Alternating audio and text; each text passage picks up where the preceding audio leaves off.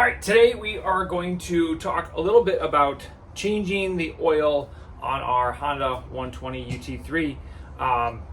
Real question is how often do you change it? How do you change it? What do you need to change it? It's one of those things that even early on when we started racing, I honestly had no idea because I don't even really change oil in a lawnmower all that often. So I'm thinking, you throw some oil in an engine and it's good for a bit. Like your car, it's 3,000 miles, probably more. So what do you need to change the oil for? But you want your engine to, one, last as long as possible, and two, be as high performing as you can possibly get it.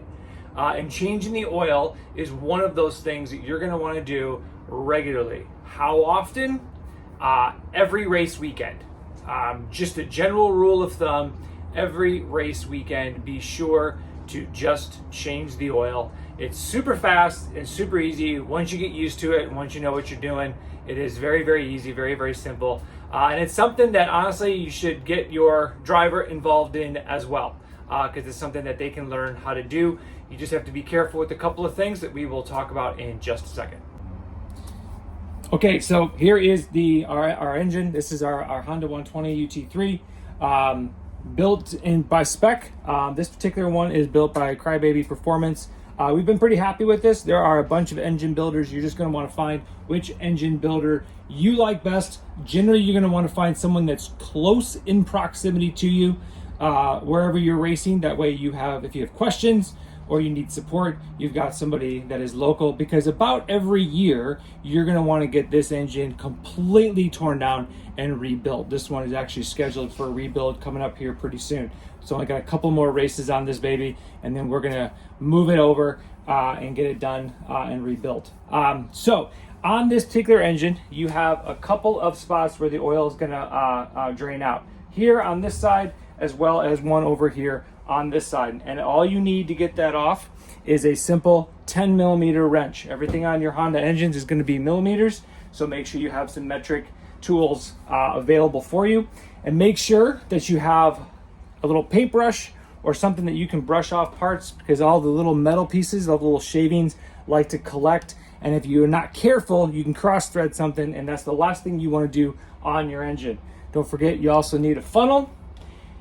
Oil, the recommended oil, depending on who you're talking to and what your engine builder is. Ask your engine builder what their recommended racing oil is. We use the Briggs & Stratton 4T racing oil by AMSOIL, and that's an online thing. I can put the link for that in the comments as well.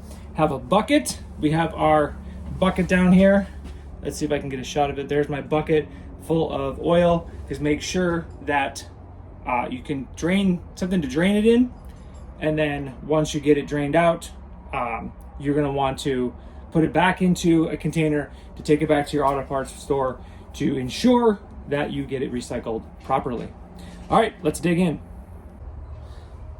Okay, so we are ready to pull the plug off, which is right here. But like I said, it's 10 millimeter. You're going to want to get in there nice and tight and make sure that you are on there good, because you don't want to round off any corners as well. And it's going to be super tight, but once you get it popped off and popped loose, she's going to come right off. I always put this little board underneath here just to make sure that I can get to the engine easily. They also make really cool platforms that you can actually screw your engine to. But once you get it just about all the way out, get your bucket ready, and then scoot your engine all the way up to the front and get ready to drain all the oil out of. Let's see if I can get a good shot of this for you. Let me move my camera. There you go.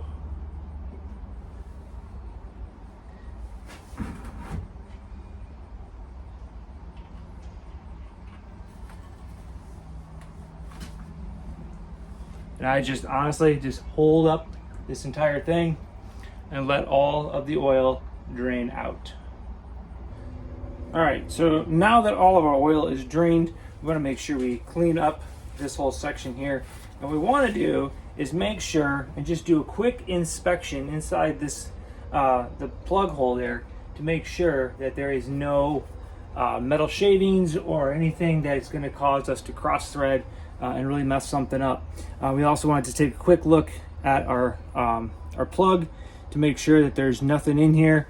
Give it a quick kind of wipe, give it a little brush just to make sure we have everything off of it so that it threads on. If at any time as you're threading this it doesn't feel right, it should be super smooth and easy, and just slide right in without any issues. If it at all is tight or it doesn't feel like it wants to turn, back it out immediately. Do not force it. You will regret it. And then once you get it in all the way, get it nice and tight. You don't want to over tighten. There is a spec on torque.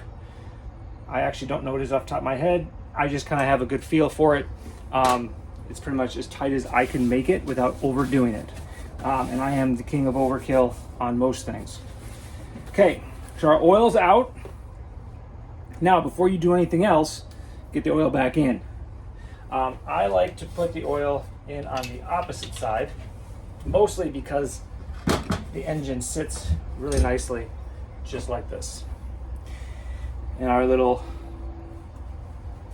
plug with the dipstick on it. Okay, I don't worry too much about that, only because I know exactly how much I need to put in. Now, check your engine builder for exact oil specs and amount. Ours is 12 ounces. So I already have it pre-portioned out right here for 12 ounces. And we're just gonna dump this stuff right in and we'll be good to go.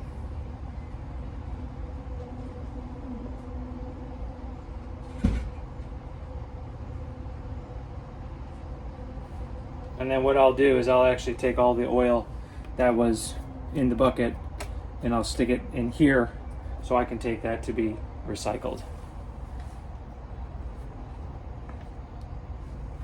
And wipe that clean and we are good to go. We are in, all the oil's there. Now same thing with your drain plug.